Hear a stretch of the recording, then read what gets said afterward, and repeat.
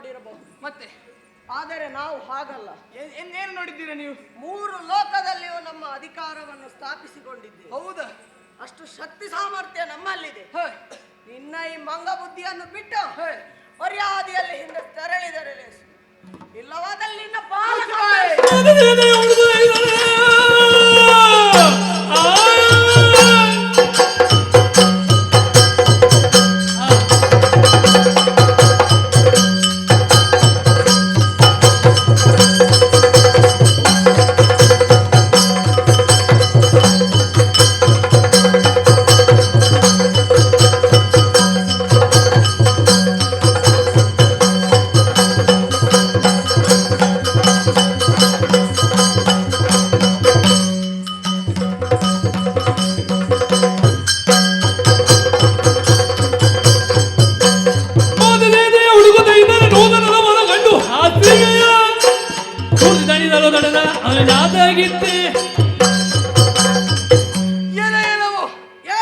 ನಿನ್ನನ್ನು ನೋಡುವಾಗ ಸ್ಕಂದನ ಹಾಗೆ ಕಾಣ್ತಾ ಇದ್ದಿ. ಪರಶಿವನ ಮಗನಾದಂತಹ ಸ್ಕಂದ ತನ್ನ 6 ಮತ್ತೊಂದನೇ 7ನೇ ದಿನಕ್ಕೆ ತಾರಕನೆನ್ನುವ ದೈತ್ಯನನ್ನು ಕೊಂದ. ಅದೇ ರೀತಿಯಾದಂತಹ ಪರಾಕ್ರಮವನ್ನು ತೋರಿಸುತ್ತಾ ಇದೆಯಲ್ಲ ನೀನು. ಹೌದು, ಮುಂದೊತ್ತಿ ಬಂದರೆ ಜತನವಾಗಿತ್ತು. ನೋಡೋಣ.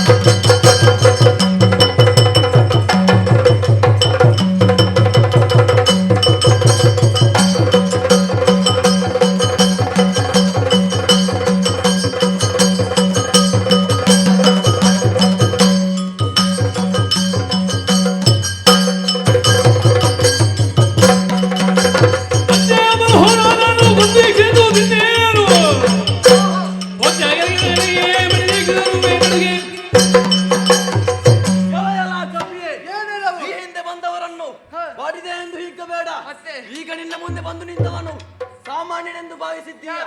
ನಿನ್ನನ್ನು ಕೊಲ್ಲಲು ತಂದೆಯಿಂದ ಅಪ್ಪಣೆಯನ್ನು ಪಡೆದು ಬಂದಿದ್ದೇನೆ. ಮರ್ಯಾದೆಯಿಂದ ಹೋದರೆ ಸರಿ, ಇಲ್ಲವಾದ್ರೆ ನಿನ್ನ ವಿಳಾಸದಿಂದ ಮಾಡ್ತಾರೆ. ಎಚ್ಚರ. ನೀನು ಯಾರು? ಅಕ್ಷಯ್ ಕುಮಾರನ? ಎಷ್ಟು ಮಂದಿ ಅಕ್ಷಯ್ ಕುಮಾರ್ ಇದ್ದಾರೆ ನೀವು? 3 ಮಂದಿ. 3 ಮಂದಿಯಾ? ನಿನಗೆ ಸಾಧ್ಯ ಉಂಟಾ? ಬಾ, ಯುದ್ಧ ಮಾಡೋಣ.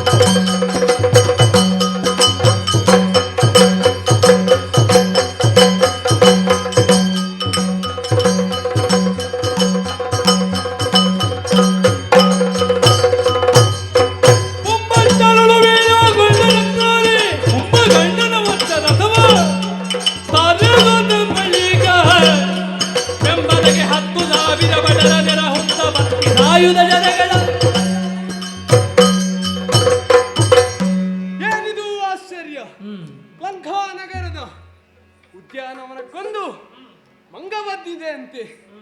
ಅದರ ಉಪ್ಪಟಲ ಮಿತಿ ಮೀರುತ್ತಾ ಇದೆ ಅಂತೆ. ವನಪಾಲಕರನ್ನೆಲ್ಲರನ್ನೂ ಬಡಿದೋಡಿಸಿದೆ. ಜಂಬೂ ಮಾಲಿಯನ್ನು ಕೆಡಹಿದೆ. ನನ್ನ ತಮ್ಮಂದಿರಾದಂತಹ ಅಕ್ಷಯ ಕುಮಾರನನ್ನು ಬಡಿದಿದೆ ಅಂತೆ. ಈ ಬಗ್ಗೆ ಚಿಂತೆಯಲ್ಲಿರುವಂತಹ ಸಂದರ್ಭದಲ್ಲಿ ನಾನು ನನ್ನ ತಂದೆಯ ಬಳಿ ತೆರಳಿದೆ. ಆ ಮರ್ಕಟನನ್ನು ನಿಮ್ಮ ಚರಣಕ್ಕೆ ತಂದು ಒಪ್ಪಿಸುತ್ತೇನೆ. ಇಲ್ಲವಾದರೆ ನಿಮ್ಮ ಮಗನೇ ಅಲ್ಲ, ಅಷ್ಟು ಮಾತ್ರವಲ್ಲ, ಅವನನ್ನು ಒಪ್ಪಿಸಲು ಅಸಾಧ್ಯವಾದರೆ ಉರಿಯುತ್ತಿರುವಂತಹ ಅಗ್ನಿಗೆ ಬೀಳುವೆ ಎಂದು ವಚನವನ್ನು ಮಾಡಿದ್ದೇನೆ. ಸಮಯವನ್ನು ವಿಳಂಬಿಸುವುದಿಲ್ಲ, ಅತ್ತಗಡೆ ತೆರಳುತ್ತೇನೆ.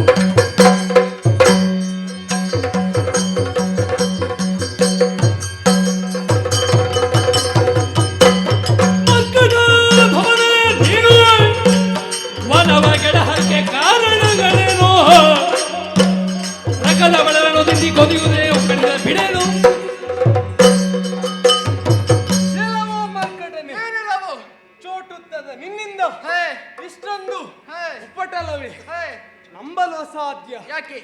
ಯಾಕೆಂದರೆ ನನ್ನ ತಮ್ಮಂದಿರು ಆ ಜಂಬೂ ಮಾಲಿ ಎಲ್ಲರನ್ನೂ ಸೋಲಿಸಿದ್ದಾರೆ.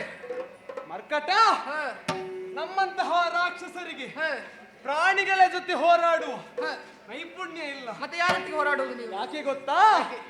ಯಾಕೆಂದರೆ ಯುದ್ಧ ಮಾಡುವಾಗ ಒಂದು ಸಮಾನತೆ ಅಂತ ಬೇಕು.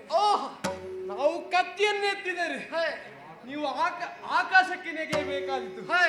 ಆದ್ದರಿಂದ ಒಂದು ಸಮಾನತೆ ಬೇಕಲ್ಲ, ಹಾಗೆ ನಾವು ಹೀಗೆ ಬಿಟ್ಟು ಬಿಡುವುದು. ಮರ್ಕಟ ಅದೆಲ್ಲ ಬಿಡು. ಮತ್ತೆ ನೀನು ಇಲ್ಲಿಗೆ ಯಾಕೆ ಬಂದಿ ಹೇಳು, ಕಾರಣ ಬೇಕಾ ನಿನಗೆ?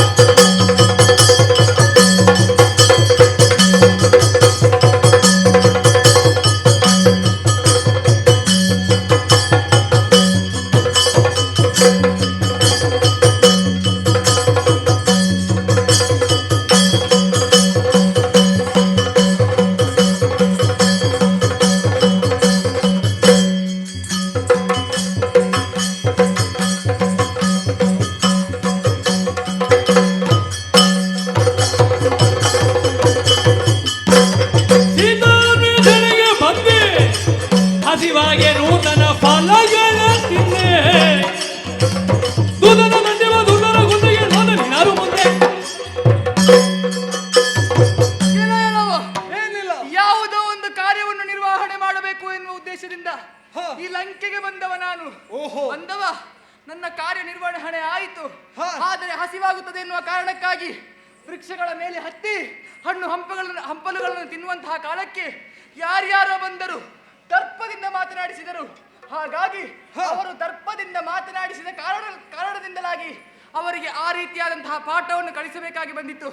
ನೀನು ಒಳ್ಳೆಯ ರೀತಿಯಲ್ಲಿ ಮಾತನಾಡುವ ಹಾಗೆ ಕಾಣ್ತಾ ಇಲ್ಲ, ನಿನಗೂ ಅದೇ ಪಾಠ ಕಲಿಸ್ತೇನೆ ಬಾ. ನಾವು ಇದ್ದಾರೆ.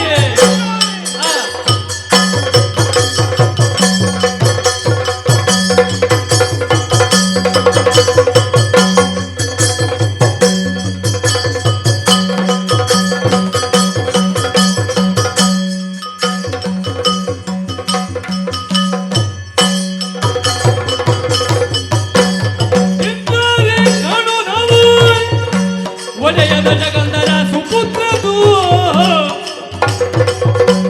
ಸಣ್ಣವರಗೆಯಲ್ಲಿ ಬಂದಿರಿ ಬಿದಿಗೆಯಲ್ಲೆಂದು ಬಂದಿರುವೆ ನಾನು. ಕೆಲವು ಮರ್ಕಟನೆ ಸಮಾಧಾನದಲ್ಲಿ ಮಾತನಾಡಿದರೆ ನಿನಗೆ ಅಧಿಕ ಪ್ರಸಂಗ. ಅಲ್ಲ, ನಾನು ಹೇಳೋದೇನು ಗೊತ್ತುಂಟಾ? ನನ್ನಲ್ಲಿ ನೀನು ಸಮಾಧಾನದಲ್ಲಿ ಮಾತನಾಡಿದ್ರೆ ನಿನ್ನ ನೀ ಕಾಲಕ್ಕೆ ನಾನು ಬಿಡ್ತಾ ಇದ್ದೆ. ಆದ್ರೆ ನೀನು ದರ್ಪವನ್ನು ತೋರಿಸಿದ್ದೀಯಲ್ಲ ಮರ್ಕಟ, ನೀನು ಯಾರಲ್ಲಿ ಮಾತನಾಡುವುದಂತ ನಿನಗೆ ತಿಳಿದಿದೆ. ಈಗ ನೀನು ಜನ ಯಾರು? ಲಂಕಾ ನಗರದ ಅರಸ ರಾವಣೇಶ್ವರ ಮಹಾಪ್ರಭುಗಳ ಸುಪುತ್ರ ಇಂದ್ರಜಿತು ನಾನು. ಆಗ ತುಂಬಾ ಮಂದಿ ಬಂದ್ರು ಅಕ್ಷಯ್ ಕುಮಾರರು. ನಾನು ಅವರ ಹಾಗೆ ಅಲ್ಲ, ಮತ್ತೆ ವೀರ. ಒಂದೊಮ್ಮೆ ಪರಾಕ್ರಮವನ್ನೇ ಪಣದೊಟ್ಟು ಆ ದೇವೇಂದ್ರ ಇದ್ದಾನಲ್ಲ, ಅವನನ್ನು ಸೋಲಿಸಿದೆ. ಇಂದ್ರಾರಿ ಎಂಬ ನೆಗಲ್ತೆಗೆ ಪಾತ್ರನಾದೆ. ನಿನ್ನನ್ನು ಹಿಡಿದು ತಂದೆಯ ಚರಣಕ್ಕೆ ಒಪ್ಪಿಸಲು ಬಂದಿದ್ದೇನೆ.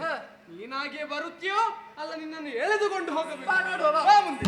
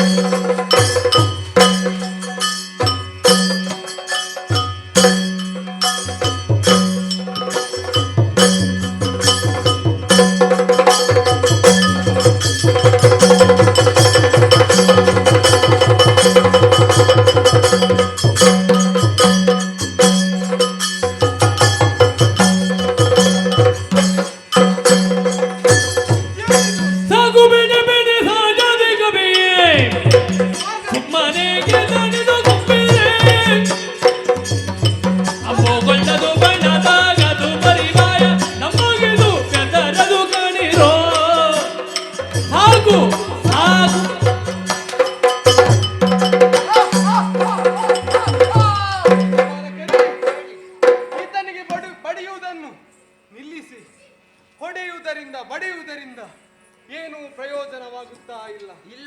ಹೀಗೆ ನಡೆದರೆ ನಾವು ಬಂದಂತಹ ಕಾರ್ಯಪೂರ್ಣವಾಗದು. ವನಪಾಲಕರೇ, ನೀವು ಅವನಿಗೆ ಹೊಡೆಯುವುದನ್ನು ನಿಲ್ಲಿಸಿ ಸುಮ್ಮನೆ ನಿಮ್ಮ ಪರಿಶ್ರಮವನ್ನು ವ್ಯರ್ಥ ಮಾಡಬೇಡಿ. ಇವನನ್ನು ಬಂಧಿಸಬೇಕಲ್ಲ. ನಾವು ಯಾರು? ಮಾಯಾವಿಗಳು. ಹೌದು, ಸಕಲ ಮಾಯ ವಿದ್ಯೆಯನ್ನು ಕಲಿತವರು. ಆದ್ದರಿಂದ ಈತನನ್ನು ಬಂಧಿಸಲು ಏನು ಮಾಡಬೇಕು ಗೊತ್ತೇ? ಹುಲುಜರಂಗಳಿಗಳು ಗಣೀತಗೆ ನಳಿನ ಭವನಾಸ್ತ್ರದಲ್ಲಿ ಬರುವಿವೆ ಅಳುದಲೇ ಗೆಲುವುಗಳ ಬ್ರಹ್ಮಾಸ್ತ್ರದಿಂದ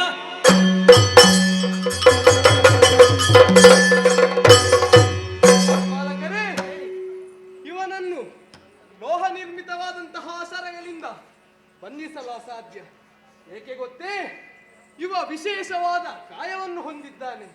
ಆದ್ದರಿಂದ ನಾವು ಬಿಟ್ಟಂತಹ ಎಲ್ಲಾ ಶಸ್ತ್ರಗಳನ್ನು, ಎಲ್ಲಾ ಬಾಣಗಳನ್ನು ಮಧ್ಯದಿಂದಲೇ ಕತ್ತರಿಸಿದ್ದಾನೆ. ಹೌದು, ಆದ್ದರಿಂದ ಇದೋ ಬ್ರಹ್ಮಾಸ್ತ್ರವನ್ನು ತೆಗೆದಿದ್ದೇನೆ, ಅದನ್ನು ಪ್ರಯೋಗಿಸಿ ಆತನನ್ನು ಬಂಧಿಸಿದ್ದೇನೆ.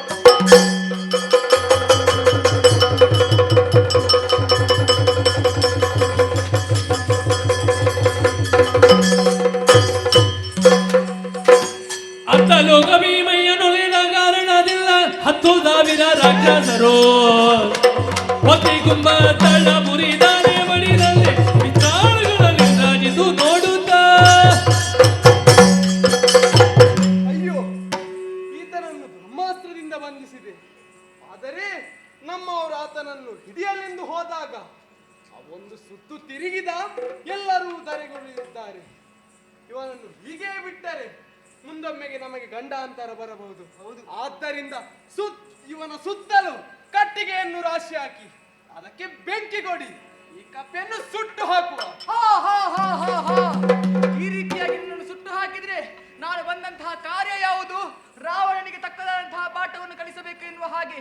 ಹಾಗಾದ್ರೆ ಇಲ್ಲಿ ನಾನು ಹೀಗೆ ಇದ್ರೆ ಆಗುವುದಿಲ್ಲ. ಯಾರಿಗೆ ಕಾಣದ ಹಾಗೆ ಬಂಡಿಯನ್ನು ಏರಿಕೊಳ್ಳುತ್ತೇನೆ.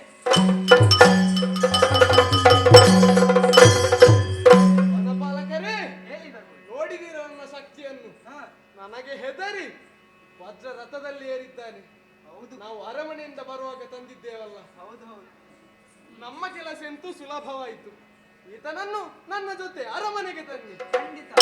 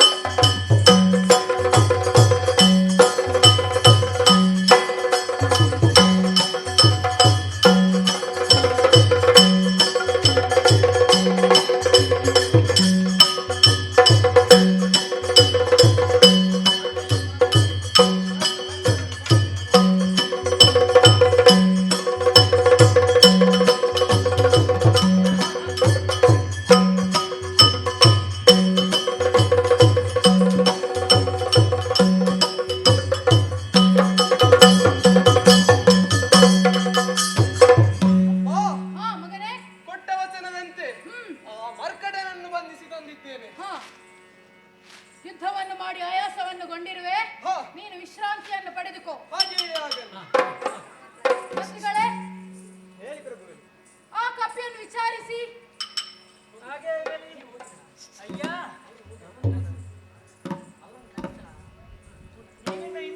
ನಾನು ವಿಚಾರಿಸುತ್ತೇನೆ. ಯಾವ ತೇಜದಿಲ್ಲ ಮಲ್ಲೆ ವೀರ ಕವಿರಾಯ, ಯಾವಲಿಗೆ ಬೈಣವಯ್ಯ ಜಾಣ ಕವಿರಾಯ. ಪೆತ್ತ ತಾಯಿ ತಲ್ಲೆ ಯಾರೋ ಇಟ್ಟ ಬಂದು ತೆಗಿದೀನೋ, ಇತ್ತು ಬನವಾಗಿಲ್ಲ ಕಾರಣವೇನೋ. 10,000 ರಾಜರು ಅಕ್ಷಕುಮಾರನ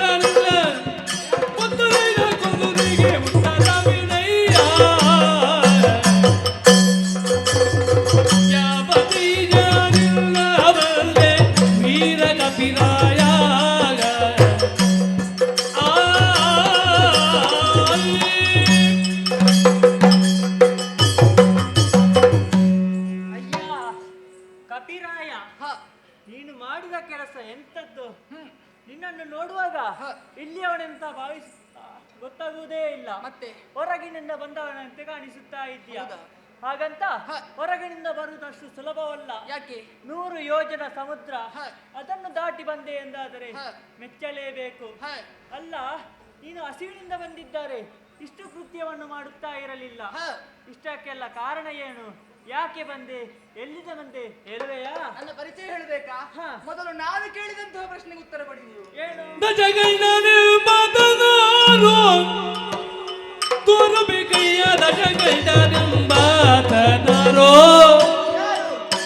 ಜಗದೊಳು ಜನಗನ ಮಗಳೋದಿದೆಯ ತಜ ಮೊಗದ ಕತ್ತುಕೊಂಡು ಬಂದನದೇ. ಜಗದ ರಾಘವ ನೋಡಿ ಮಾರು ಮಿಗರು ಜನಿಗಳಿಗೆ ಬಂದೆ ನಾನು. ದಜಗಂಡನೆಂಬಾತನಾರು ಕೊರಬಿಗೆಯ ದಜಗಂಡನೆಂಬಾತನಾರು.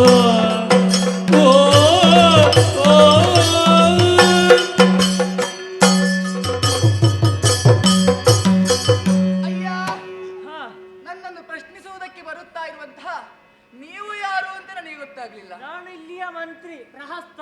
ಹೌದೇ? ಪ್ರಹಸ್ತರೇ, ಈ ಹಿಂದೆ ಅನೇಕರು ನನ್ನನ್ನು ವಿಚಾರಿಸಿದ್ರು.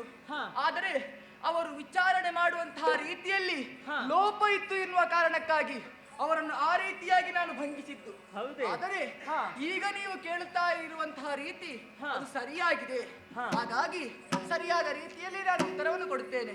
ನನ್ನ ಪರಿಚಯವನ್ನು ಕೇಳುತ್ತಾ ಇದ್ದೀರಲ್ಲ? ಹೌದು. ನನ್ನ ಹೆಸರು ಮಾರುತಿ ಎನ್ನುವ ಹಾಗೆ. ಈಗ ಎಲ್ಲರ ಬಾಯಲ್ಲಿ ಮಾರುತಿಯೇ. ಅಷ್ಟು ಕೆಲಸ ಮಾಡಿದ್ಯಲ್ಲ, ಹೇಳ್ತಿದ್ದಾರೆ ಈಗ. ಮಾರುತಿ, ಆಂಜನೇಯ, ಸುಂದರ, ಹನುಮಂತ ಎನ್ನುವ ಹಾಗೆ ನನ್ನನ್ನು ಕರೀತಾರೆ. ಹೌದಾ? ಮಾತ್ರವಲ್ಲ, ನಾನು ಇಲ್ಲಿಗೆ ಬಂದಂತಹ ಕಾರ್ಯ ಏನೋ ಬೇರೆ ಇದೆ. ಆ ಕಾರ್ಯ ಪೂರ್ಣವಾದ ಬಳಿಕ ಹಸಿವಾಗುತ್ತದೆ ಎನ್ನುವ ಕಾರಣಕ್ಕಾಗಿ ನಾನು ಆ ವನಕ್ಕೆ ಹೋದದ್ದು. ಮತ್ತೆ ವನವನ್ನು ಯಾಕೆ ಹಾಳು ಮಾಡಿದೆ ಎನ್ನುವ ಹಾಗೆ ಕೇಳ್ತಾ ಇದ್ದೀರಲ್ಲ? ಹೌದು. ಅದು ಮಾಡಿದ್ದು ನಾನಲ್ಲ. ಮತ್ತೆ ಅಲ್ಲಿ ಒಬ್ಬ ಇದ್ದಾನಲ್ಲ, ಅವ. ಯಾರಲ್ಲಿ? ನನ್ನ ಹಿಂದೆ. ನಮ್ಮವರು. ನನ್ನ ಹಿಂದೆ. ಹಿಂದೆ ಕಾಣಿಸ್ತಿಲ್ಲ. ನನ್ನ ಹಿಂದೆ ಅಂದ್ರೆ ನನ್ನ ಬಾಲ ಇದೆ ಅಲ್ಲ, ಅದು ಮಾಡಿದ್ದು. ಅದನ್ನು ನಾನು ಪ್ರೀತಿಯಿಂದ ತಮ್ಮ ಅಂತ ಕರೆಯುದು. ಯಾಕೆ ಗೊತ್ತುಂಟಾ? ನಿಮ್ಮ ನಂತರ ಹುಟ್ಟಿದವನನ್ನು ನೀವೇನಂತ ಕರೀತಾರೆ? ತಮ್ಮ ಅಂತ ಕರೀತೀರಲ್ಲ. ನನ್ನ ನಂತರ ಹುಟ್ಟಿದಂತಹ ನನ್ನ ಬಾಲ ನನ್ನ ತಮ್ಮ ಮಾಡಿದ್ದು. ನಾನು ಕೇಳಿದ್ದೇನು, ನೀನು ಯಾಕೆ ಇಷ್ಟೆಲ್ಲ ಕಷ್ಟಪಟ್ಟದು ಅಂತ ಹೇಳು. ಯಾಕೆ ನಾಶ ಮಾಡಿದೆ? ನಾನು ನಾಶ ಮಾಡಿದ್ದಲ್ಲ, ನಾನಲ್ಲ ಮಾಡಿದ್ದು, ನನ್ನ ಬಾಲ ಮಾಡಿದ್ದು. ನನ್ನಲ್ಲಿ ಯಾಕೆ ಕೇಳ್ತಾ ಇದ್ದೀರಾ ನೀವು? ನನ್ನಲ್ಲಿ ನಾನು ಮಾತನಾಡುವುದಲ್ಲ. ಅಲ್ಲ, ಮತ್ತೊಂದು ವಿಚಾರ. ಇಲ್ಲಿ ದಶಕಂಠ ಅಂತ ಒಬ್ಬ ಇದ್ದಾನಲ್ಲ, ಕಳ್ಳರಲ್ಲಿ ದೊಡ್ಡ ಕಳ್ಳ. ಇಲ್ಲಿ ಕಳ್ಳರು ಯಾರಿಲ್ಲ. ಕಳ್ಳ ಇದ್ದಾನೆ, 10 ತಲೆಯವ, 20 ಕೈಯವ. ಇದು ನನ್ನದಲ್ಲ. ರಾಯರೇ, ಏನು ನಿಮ್ಮದಂತೆ ವಿಚಾರಿಸಿ. ನೋಡಿದರೆ ಬಲವಂತನೀದ ನಿಶ್ಚಯ ಮಲ್ಲ ಬಾಲಗಡವಿದರೆ ಸತ್ವಾದಿ ಜಯ ವಸ್ತ್ರದಲ್ಲಿ ಸುತ್ತಿ ಸುಡಬೇಕೆಂದು ದಶಗಂಟ ಕೋಪವಿಲ್ಲ.